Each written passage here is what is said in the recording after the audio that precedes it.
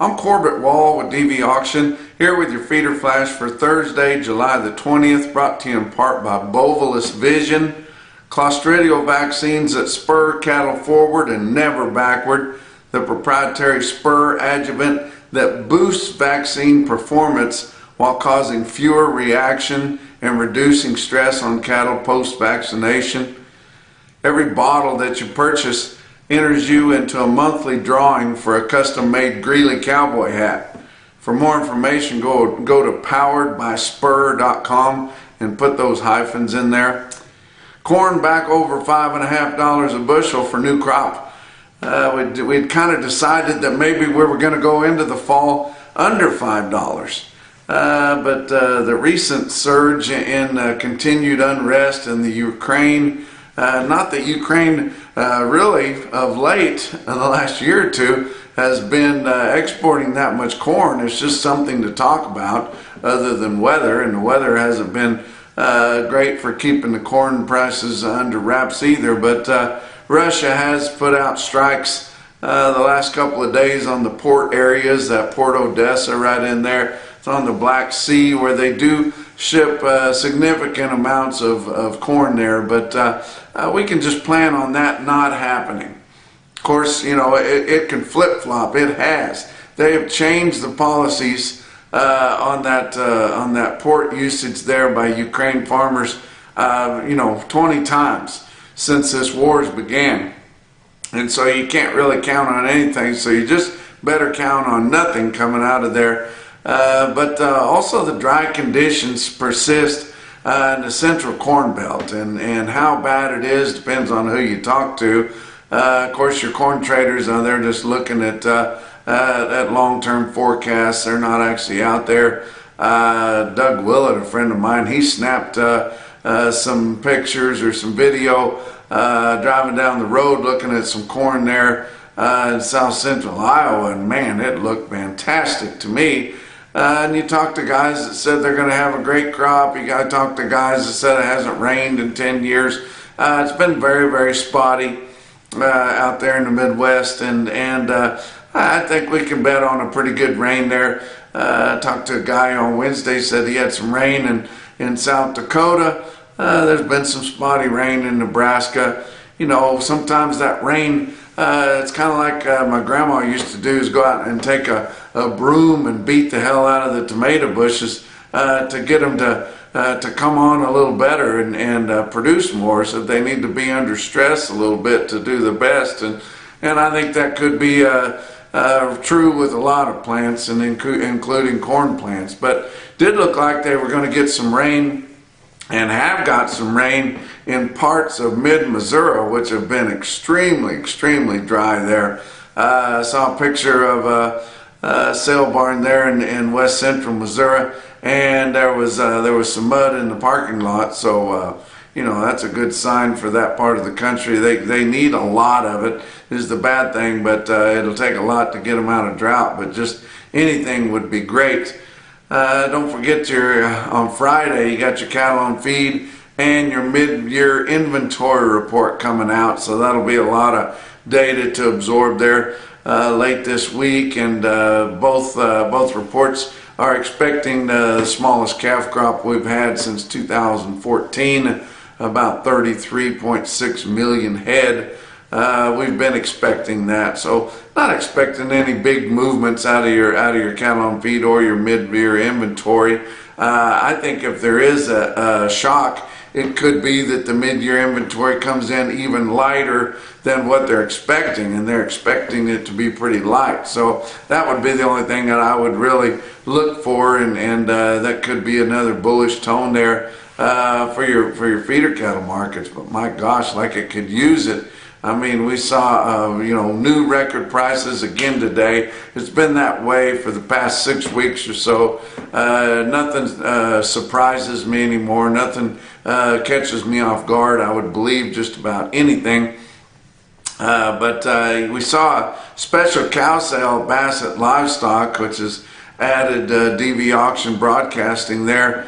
and glad to be partnered up with the good people at Bassett, Nebraska there at Bassett Livestock Auction. But they had a big bred cow special. They sold bred heifers, those bigger bred heifers like they wanted, weighing over 11 and a half. Sold from $25.50 to $2,900 per head. Young bred cows selling mostly from $26.75 to $3,075 per head.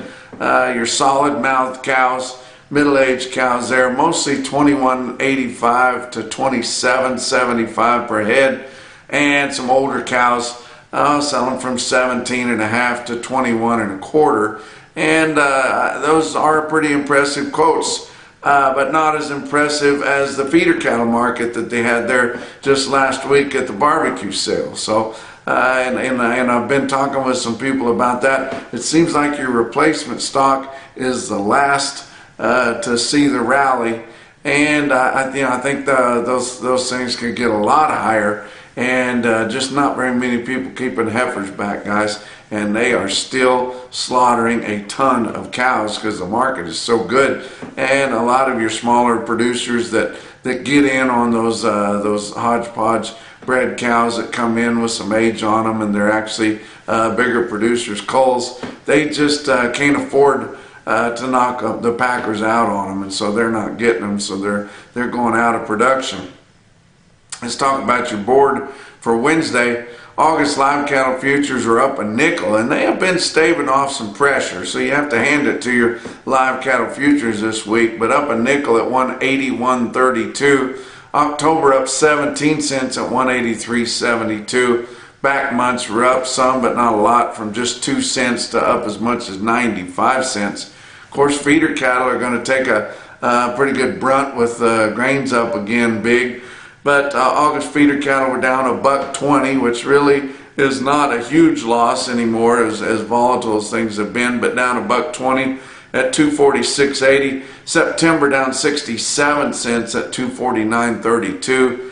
And your back months were down from 60 cents to up as much as 17, so kind of uneven there. You look at your grains, and we talked about the reasons that they were higher and then getting scary higher again. December corn up 18.5 cents at 5.53. They believe that most of your shorts have kind of washed out of that. Your hedge fund shorts there, and so when they're getting out, that's just like buying in, so making it go back up. But I believe there's been a lot of corn that was bought over the last several weeks there when it got down there below $5 a bushel. A lot of your smarter feedlots that bought that cheaper corn, and a lot of them bought a lot of it, so as much as they could get.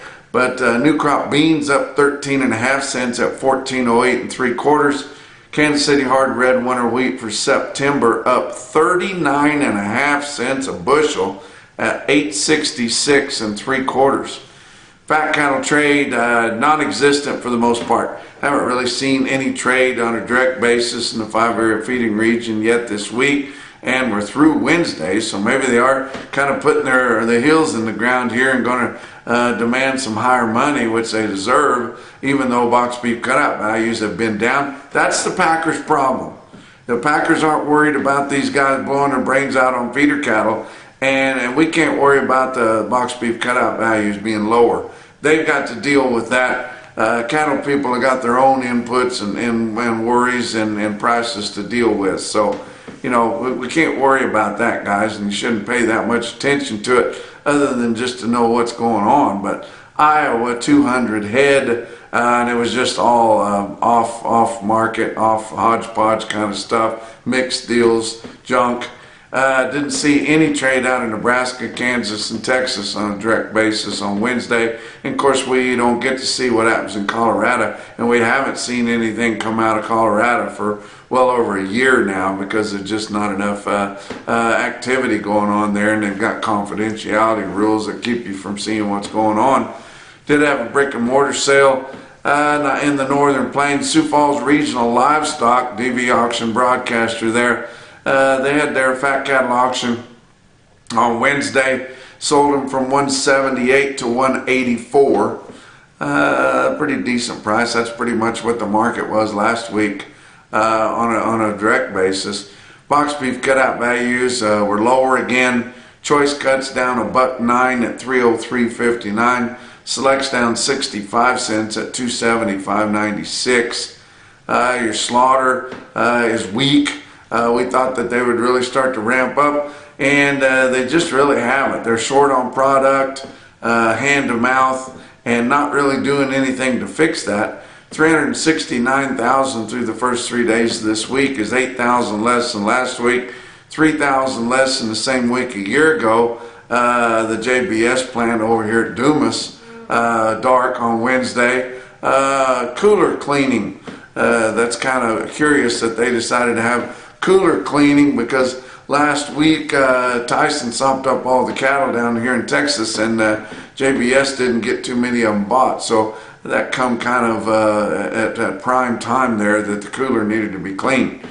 But talk about what else is going on. Livestock Risk Services, they're your LRP specialists.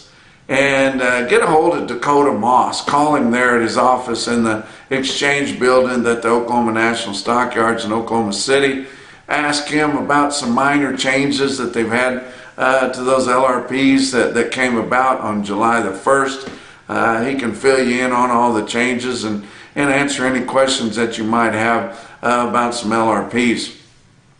How about your feeder cattle market? Your real-time index on DV auction late in the day on Wednesday sitting at 239.56.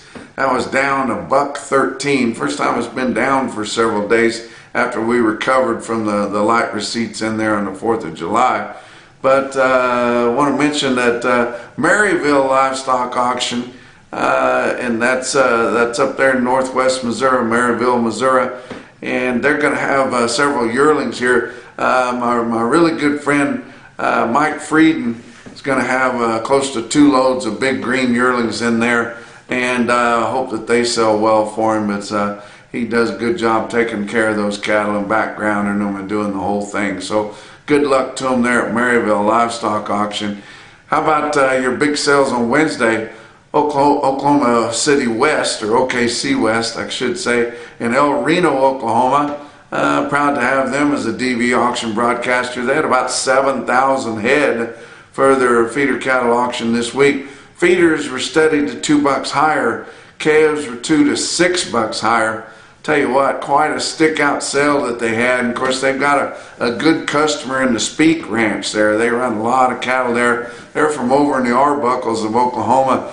And they had another big swath of green yearlings in there on Wednesday. They offered them up in multi-load offerings there, and I show you there well over 200 head. They'd weigh them up and offered them the whole wad, and they took it. But 659 head all together. Those offerings weighed from 900 to 930 pounds, with an average on all those close to 700 head of yearlings, averaging 919 pounds. And they bring 240, 250 through the ring right there at El Reno, Oklahoma. Excellent sale right there, and congratulations to the Speak Ranch, and thank them for choosing negotiated trade in an active auction market setting right there. But how about Dodge City, Kansas winter livestock? Another light run, and they haven't had a really good run in Dodge for about a month and a half here. And it's all for this reason, because the end of next week on Saturday the 29th, they're having their King of the Ring feeder cattle auction special there, and auctioneer contest. Big doings in Dodge next week. Going to have their High Plains video, going to have the Cattle Marketers Hall of Fame, going to have the King of the Ring. They got a special at Pratt. Be a lot of really good green yearlings coming to town right then, and everybody's been saving up for that, and you can't blame them at all. How about your National Beef Wire stick-out sale of the day? It was Stockman's Livestock Market in Yankton, South Dakota. Not the fat cattle sale. They have that on Tuesday. How they have the big feeder cattle auctions back-to-back like that, I don't know. Takes some pretty good management there by Greg Reich in there. But 5,000 head for a big special feeder cattle auction there at Yankton. And look at this automated market report, and you see that there were several weight groups that were well tested. On the steers, 384 head of 5-weight steers averaged 584 with a weighted average price of 310.01. 215 head of 6-weight steers in Yankton averaged 667, the weighted average price of 270.57. About 478 head of 8 weights, they averaged 871 at 245.41, and 957 head of 9-weight steers at Stockman's Livestock Market, they averaged 947 pounds with a weighted average price of 237.62. Look at some heifers. About 378 head of 7-weight heifers had a weighted average weight of 736, weighted average price 244.59.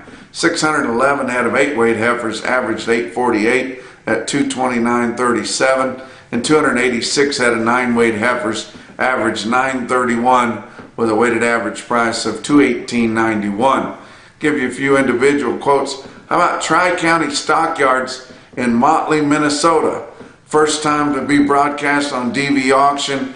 My buddy Dusty Markham and a co-worker there, he got them hooked up on Tuesday and hung around there on Wednesday to make sure everything was working right, and it was. And they sold some yearlings really well. I told you they were going to have about 15 loads of them. The most impressive one to me was 78 head, 755 pound steers. They bring 261.75. Congratulations to them there at Motley, Minnesota. How about Parsons Livestock Auction in Parsons, Kansas? They sell 114 steers, weighed 914 at 248.85 through the ring right there in the Flint Hills, guys. And I haven't heard of any 9-weight steers selling direct out of the Flint Hills that high. Now there's been a lot of 8 1/4, maybe 850 weight steers selling direct out of there, right around the 250 or close up to 250. But when you get them up, weighing up over 9 as a base weight, it's down in the low 240s and extremely low 240s. And to sell a big string of them like that, weighing 914 to 248.85, very impressive. But the most impressive quote that I saw anywhere on Wednesday, your Mackerson, no BS, top quote for the day, come out of Stockman's Livestock Market in Yankton, South Dakota. It was some February weaned steer calves, weighed 284, or there was 284 head of them, excuse me. They weigh 593 and bring 316. That's your feeder flash for Thursday.